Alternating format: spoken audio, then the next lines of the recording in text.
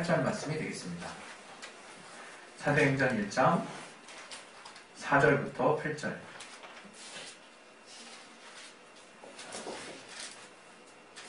사도행전 1장 4절부터 8절.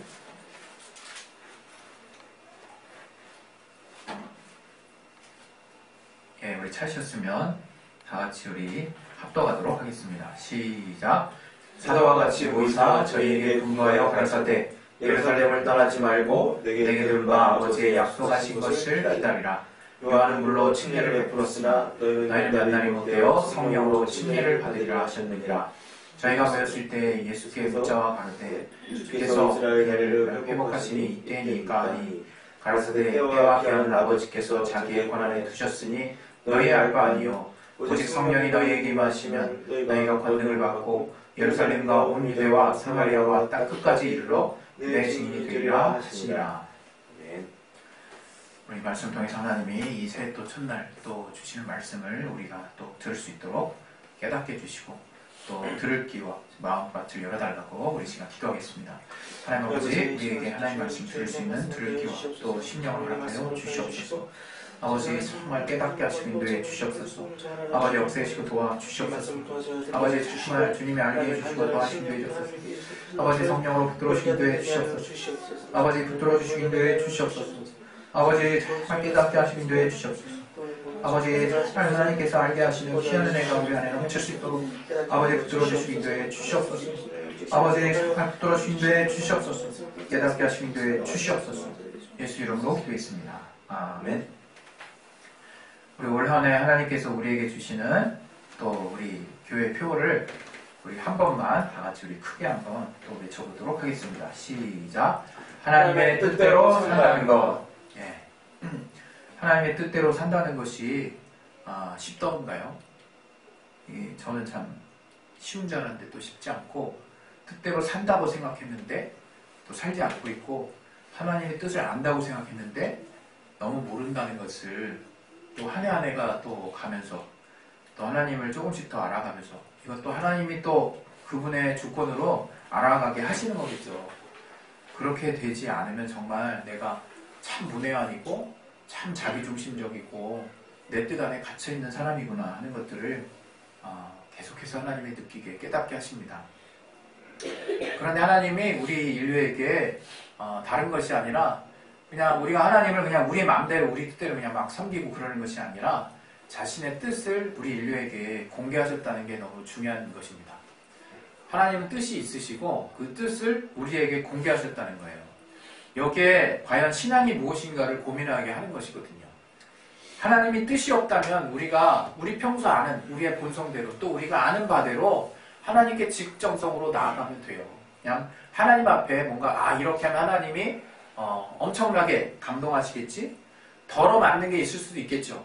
하나님이 우리가 하나님의 형상을 따라 지은 바 된 자기 때문에 우리가 하나님 안에서 선한 마음을 쓰게 되면 뭔가 이렇게 되면 하나님도 인정하실 만한 또 성경에도 또 써있는 그런 비슷한 일들을 우리가 행할 수 있지 않을까 싶어요. 그러나 하나님은 철저하게 그분의 원칙을 따라 우리가 하나님의 뜻을 또 순종하기를 원하십니다. 그것은 다름 아니라 먼저 하나님은 모든 인류에게 자연계시를 통해서 또 모든 만물 안에 하나님을 알만한 신성을 두셨다고 사도행전에 말하고 있어요. 그래서 우리가 자연을 통해서 또 우리 앞에 놓여진 만물을 통해서 너무나 자연스럽게 우리는 종교성을 갖게 됩니다. 그냥 우리가 지금 흔히 말하는 기독교는 종교가 아니다 이런 거 말고 우리가 절대자를 향해서 나아가려고 하는 그 마음을 하나님 우리 안에 두셨어요. 그래서 우리가 막연히 여러분 정말 이 만물을 통해서 이거는 정말 하나님의 신성이 깃든 어떤 하나님의 절대적인 것들을 여러분이 소름 끼치게 깨달을 때 느낄 때가 있을 것입니다. 그러나 그것을 우리가 깨달았다고 해서 우리가 하나님의 뜻에 가까워졌다는 건 아니에요. 하나님은 그분의 뜻을 이제 구체적으로 인류에게 공개하셨습니다. 그것은 말씀을 통해서 자신을 나타내셨어요. 보이지 않는 분이 말씀하시지 않으면 우리가 하나님의 뜻을 어떻게 알 수 있겠습니까?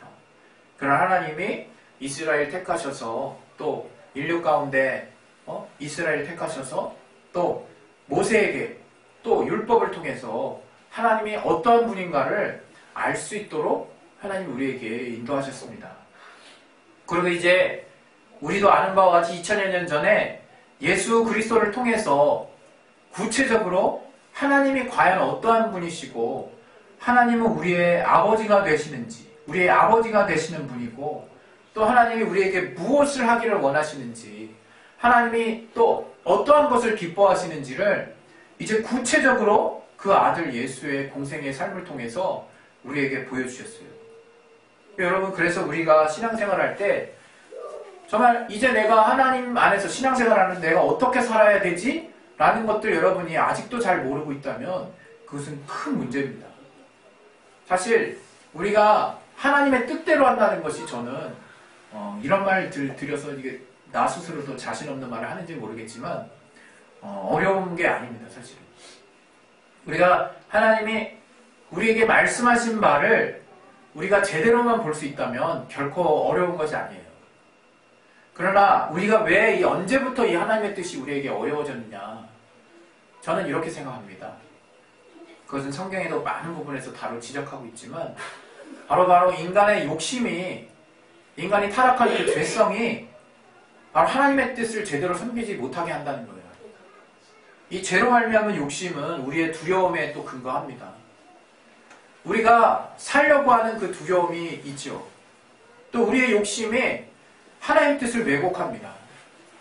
여러분, 우리는 계속해서 자아실현을 한다라고 인류 문명 안에서 뭔가 앞으로 나아간다라고 우리가 믿고 또 그렇게 또 실질적인 어떤 결과물들을 보면서 문명이 나아가고 있지만 어떤 면에서 하나님이 보실 때는 퇴보하는 것일 수도 있습니다.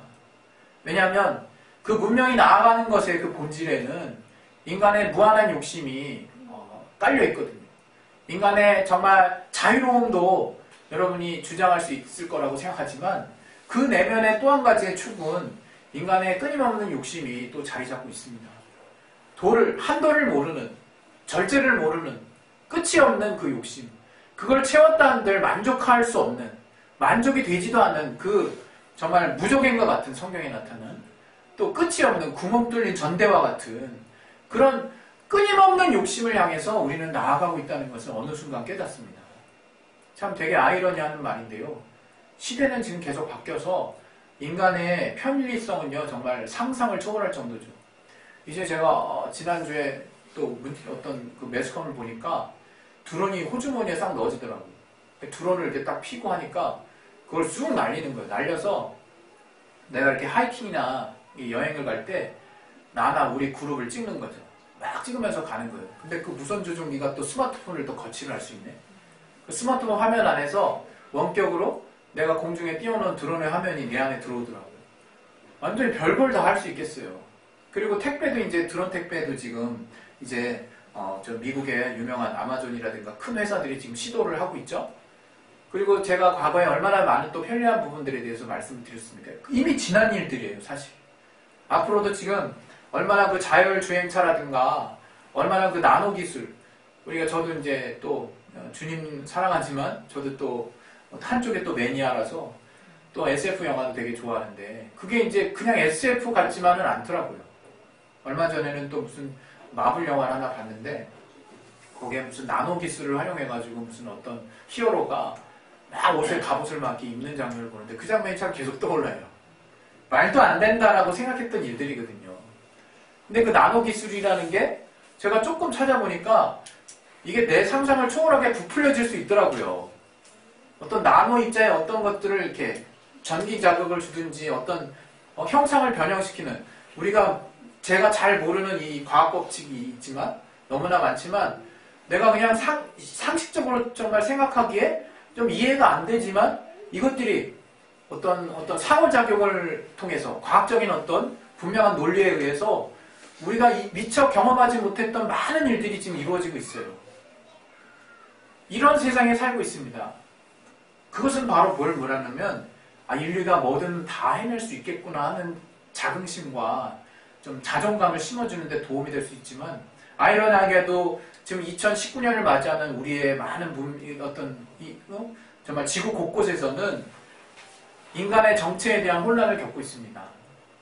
그리고 허무해하고 있어요. 그리고 과연 인간이 무엇인가를 사실은 되짚어보는 그런 절실한 어떤 시간표도 이제 점점점 빠르게 다가오고 있습니다. 우리는 더 편리하기 위해서, 더 문명이 더 고귀한 가치를 키운다는 차원에서 지금 앞서서 나아가고 있다고 생각하지만, 왜 그와 동시에 우리가 겪고 있는 공허함과 도무지 찾아도 찾을 수 없는 그 허무함, 기쁨과, 그리고 어디서도 우리가 누릴 수 없는 그 평안함을 우리는 이제 많은 분들이 이제 병원을 찾고 있어요. 정신적인 문제를 호소하고 있습니다. 이제 그것은 미국에서는 이미 수십 년 전부터 이상하지도 않은 일이지만, 우리나라 정서적으로 이렇게 폐쇄된 곳에서도 이제 정서적인 문제들을 겪고 있습니다. 직장에서도 정말 이렇게 짬을 이용해가지고 정신건강의학과를 찾는 분들 많이 있다고 들었어요. 그게 더 이상 이상한 것도 아니고, 이제 그게 우리 인류에게 직면한 실질적인 문제라는 생각이 듭니다. 왜냐하면 이제 그 정신적인 부분을 지금 우리 인류가 추구하는 가치 안에서는 채워줄 방법이 없는 거거든요. 그 부분을 사실은 이 신앙의 영역, 하나님이 우리를 채워주시는 부분이 있어야 하는 것임을 이제는 정말 사람들이 이제 깨달아야 될 때가 되지 않았나 싶어요. 그런데 여전히 예수를 믿는 많은 자들이 아둔합니다. 이런 말해서 죄송합니다. 미련하고, 그들이 더 어떻게 보면 기복적이고, 더 하나님을 제대로 이해하고 있지 못하고, 또 잘못된 하나님을 세상에 선포함으로 나타냄으로 말미암아 더 많은 자들이 그 기독교를 보고 실망하고 있고, 더 많은 우울함을 느끼고 있다 그러면, 세상에 더 큰 어두움을 느끼고 있다 그러면 우리가 하나님 앞에 어떤 모습으로 설 수 있을까요? 그렇게 되게 된 원인이 뭐가 있을까? 우리 세상에는 여전히 밝게 살 수 있는 많은 소망적인 것들이 있습니다. 그러나 그것들이 결코 우리에게 그 소망과 그로 말미암은 평안과 기쁨과 안식을 지속적으로 주지를 못해요. 그 부분에 대해서는 이미 기독교인들, 또 우리 진리를 안 사람들은 정의 내렸죠. 그러나 그럼에도 불구하고 우리는 답을 찾지 못하는 것 같아요. 왜 그럴까? 문제를 알았지만, 하나님을 붙들어야 된다는 걸 알았지만, 여전히 우리의 의지가 앞서 있어요. 여전히 우리의 욕심을 다 버려버려야 된다라는 초월적인 어떤 의지만을 우리가 하나님 앞에 드러냅니다. 그것이 아니거든요. 우리는 우리의 의지로 완전해질 수 없다는 걸 하나님이 우리 선언하셨다는 것을 성경에 구약과 신약의 중간기에서 이스라엘이 깨달았던 것처럼 우리는 처절하게 우리 자신에게 깨닫게 해야 돼요. 절대로 우리 의지로 하나님 앞에 나아갈 수 없습니다. 그럼에도 불구하고 하나님 우리의 의지를 귀하게 여기신다는 것이 바로 은혜라고 하는 거예요. 우리가 그 우리의 의지 때문에 하나님이 뭔가 하나님 앞에 뭔가를 움직일 수 있다는 착각을 버려야 돼요. 하나님은 우리의 의지를 귀하게 여기시지만 우리의 의지로 하나님 앞에 나아갈 수 있는 건 없습니다.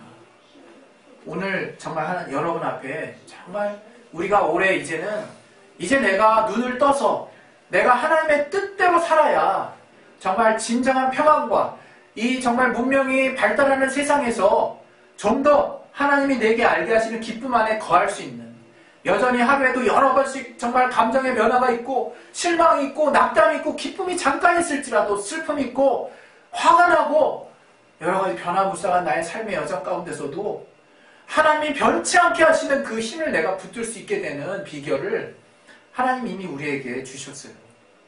내가 거기에 집중하지 않기 때문에 힘들어지는 것이라고 저는 단언합니다. 그것이 오늘 같이 나눈 본문에 있는 것입니다. 아마 이 장면을 많은 사람들이 정말 또 들었고 또 이 부분에 대해서 많은 사람들이 또 알고 있습니다. 제자들이 주님의 부활과 승천의 현장에서 들었던 말이에요. 주님께서 정말 제자들 가운데 사라지셔서 구름 가운데 사라지시기 직전에 제자들에게 명예했던 말씀이에요. 너희는 아버지의 말씀하신 것들을 기다리라고. 바로 아버지가 약속하신 것, 아버지가 제자들에게, 그 믿는 자들에게 약속하신 것을 기다리라고. 그리고 침례 요한이 물로 침례를 베풀었지만 또 내가 살아있을 때 너희들에게 침례를 주었고 제자들이 침례를 주었지만 이제 내가 아버지께로 돌아가는 날 너희는 성령으로 침례를 받게 될 것이다 하는 뭔가 알쏭달쏭한 말씀을 하시고 우리 눈에, 제자들의 눈에 사라집니다.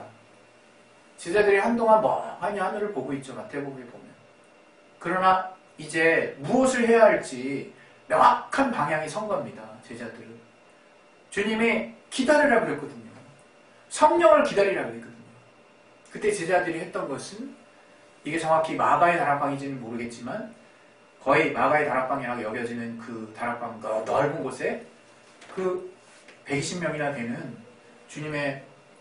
분명히 주님의 제자들은 이것보다 훨씬 더 많았지만 120명이나 되는, 그래도 남은 120명이 그 다락방에서 전심으로 하나님을 기대하며 하나님의 약속하신, 아버지의 약속하신 그 성령을 기다리며 기도에 힘쓴 거예요. 그렇게 몇 날이 됐든 계속 기도할 때 이제 정말 오순절이 되는 그날, 우리도 아는 바와 같이 성령이 임하시지 않았습니까? 사도행전 2장이 나오죠. 근데 주님께서 우리에게 이 1장 5절, 8절에 뭐라고 말씀하셨냐면, 성령이 너희에게 임하시면 드디어 너희가 권능을 받고 내 증인이 될 것이다. 이렇게 말씀하세요. 우리는 이 말씀을 이제 한쪽 방향으로만 그동안 많이 이해하지 않았나 싶어요. 아, 이제 내가 하나님의 뜻대로 순종하는 정코스로 들어가는구나. 아, 근데 나는 왜 이렇게 하나님의 뜻 안에 하는 것들이 부담스럽지? 이 생각에서 더 이상 좁혀지지 않죠.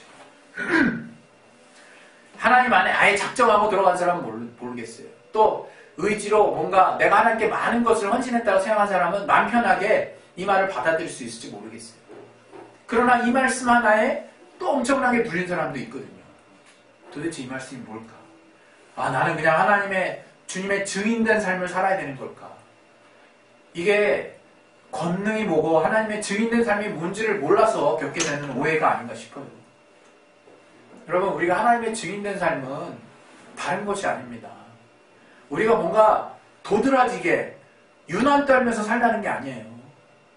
정말 이 땅에 하나님이 주신 그 삶 가운데 하나님이 우리에게 명하신 가치를 우리가 따라서 살면 되는 거예요. 근데 그 삶은 오직 성령에 의해서만 사라진다라고 지금 주님 말씀해 주시는 거예요. 여러분, 성령에 우리가 의지한다는 게 뭘까요?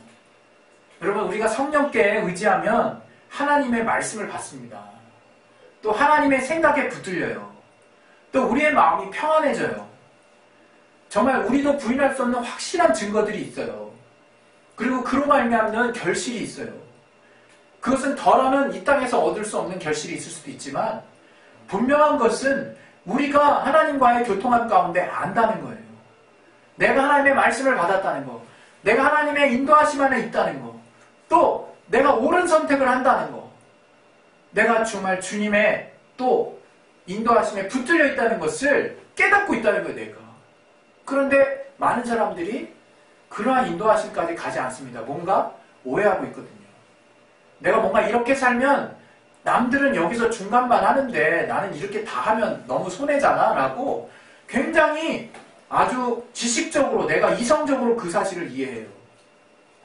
절대 그렇지 않거든요. 여러분, 정말 우리가 물질에 대한 욕심이 남아있어서 그렇지, 여러분, 하나님 믿는 자들 중에서도 정말 떼부자 되게 하십니다. 그 이유가 다 있는 거거든요. 하나님이 우리에게 복을 불어넣지 않나 시험해보라고 말씀하셨어요. 말라기에도. 우리가 정말 괜히 11조 합니까? 우리가 하나님 앞에 괜히 헌금합니까? 우리가 하나님 앞에 괜히 시간을 드립니까? 뭔가 우리가 우리의 노력과 의지로 완전함을 드리려고 하는 것이 아니라 우린 정말 믿음을 드리는 거예요. 정말 하나님을 소망하는 거라 이거예요.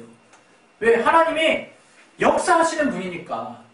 그런데 우리가 그렇게 믿음을 드리고 이렇게 뭔가 나아가는 부분이 우리의 의지로는 불가능하다 이거예요. 우리의 의지로는. 근데 자꾸 의지를, 여러분, 정말 자꾸 의지를 우리가 먼저 하나님 앞에 쓰려고 그래요. 저는 먼저 그러한 여러분에게 올 한 해 우리가 이제 하나님의 뜻을 알아도 제대로 알아야 되고 그 뜻을 순종하면서도 손해본다는 생각 없어야 돼요. 그 뜻 안에 들어가 있으면서도 하나님 주신 평안이 끝까지 나를 유지할 수 있게 돼야 돼요. 그러려면 여러분 성령께 붙들려야 돼요. 다른 방법 없습니다. 제자들이 성령께 붙들리지 않았으면 저들 순교할 수 없습니다. 다 도망가는 거예요. 십자가에 정말 달리시는 주님의 십자가를 들고 가는 현장에서 남자들이 싹 다 도망갔던 것처럼 그렇게 다 도망갈 수밖에 없는 거예요. 왜? 성령을 받지 않고는 우리 목구멍이 제일 중요한 거거든요. 그걸 도무지 초월할 수 없습니다.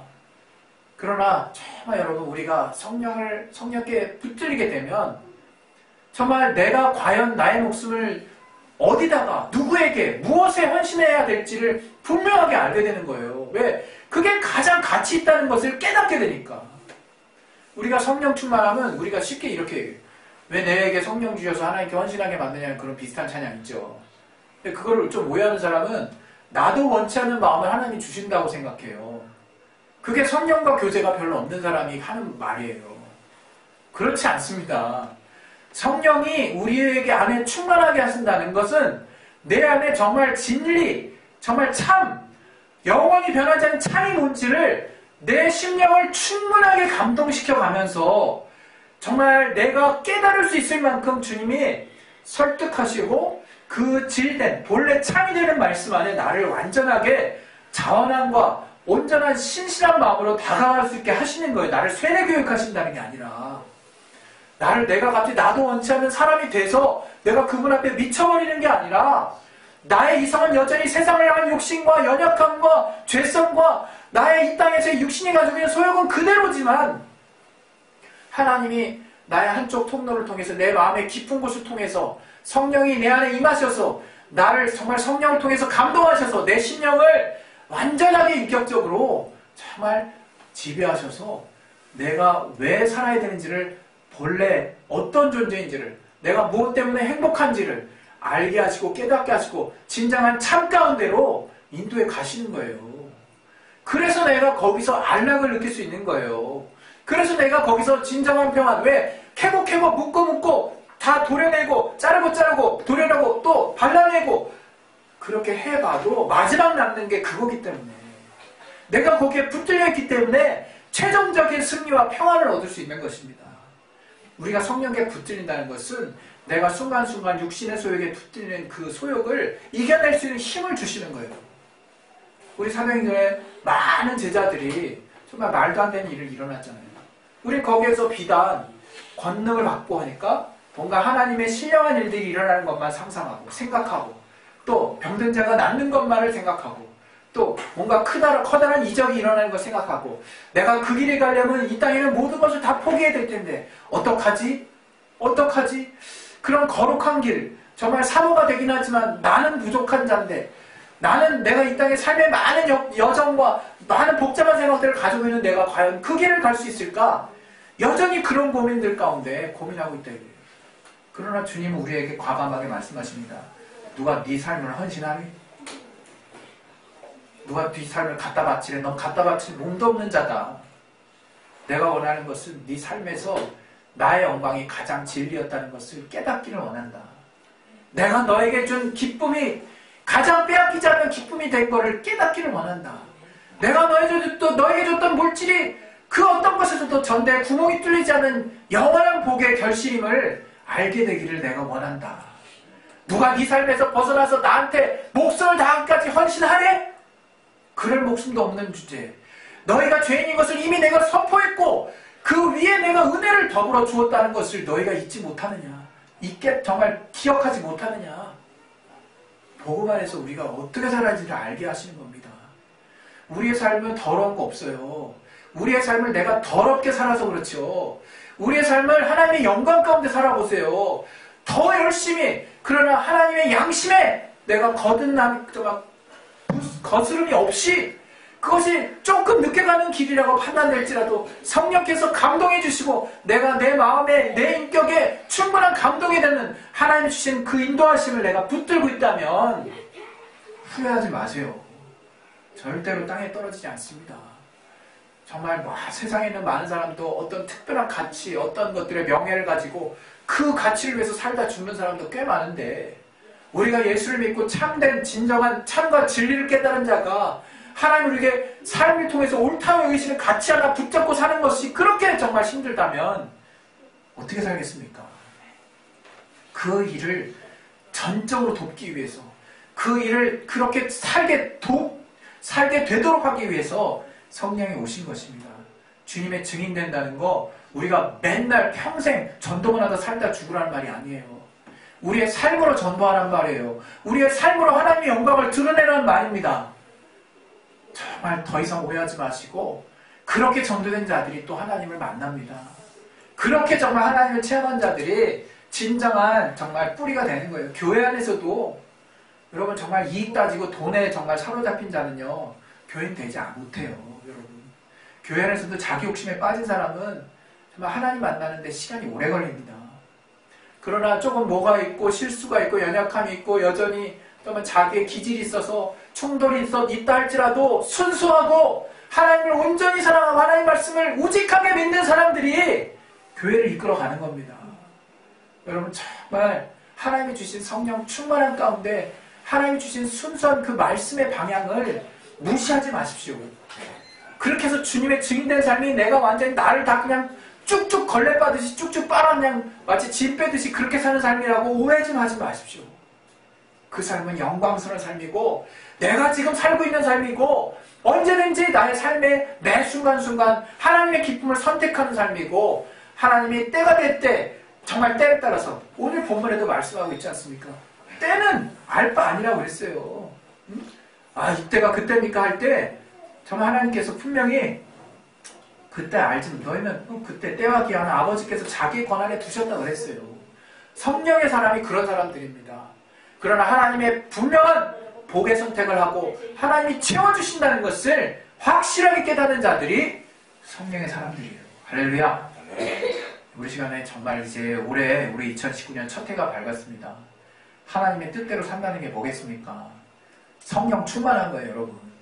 성령 충만하면 그냥 해롱해롱 되는 것이 아니라 뭔가 남들이 못하는 것들만 막 보여주고 행하는 것이 아니라 교만해지는 것이 아니라 남들 위에 서서 뭔가 정말 뭔가 항상 뭔가 권리를 찾으려고 하는 사람들이 아니라 알아서 겸손해지고 알아서 하나님 안에서 정말 따뜻해지고 또 알아서 하나님의 뜻을 따라 기뻐해지고 정말 우리가 정말 하나님의 성령에 의지한 바 되면 정말 하나님의 증인이 될 수밖에 없는 거예요. 예수의 증인이 될 수밖에 없는 거예요.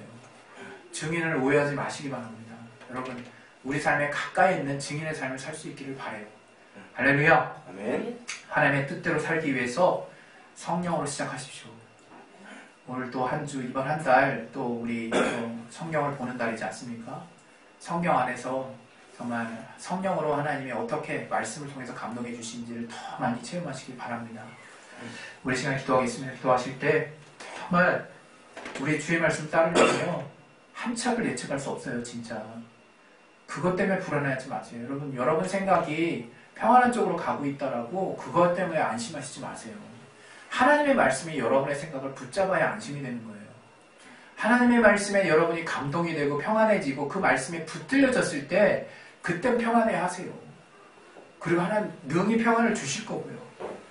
그러기 위해서 성령으로 붙들림 받아야 우리가 성령이 주시는 인격적인 교제 가운데 내가 왜 이렇게 이런 것을 붙들어야 이 말씀을 붙들어야 사는지를 알게 하시고 깨닫게 하시고 평안함 주시고 우리의 미래가 단 한 치 앞도 볼 수 없는 미래일지라도 하나님이 그 길을 조금씩 가게 하십니다. 오늘 그 하나님이 우리에게 주신 찬양 그 길을 제가 찬양하는데 울컥하더라고요. 한 치 앞도 볼 수 없어요. 그러나 그렇게 따라가다 보면 하나님이 길을 보여주세요. 그게 우리의 길입니다, 여러분. 뭔가 계획하고 그냥 10년, 5년 계획해가지고 그대로 쭉쭉 가는 거 그것도 돌아봐야 할 필요가 있습니다, 여러분. 이 시간에 우리 기도하겠습니다.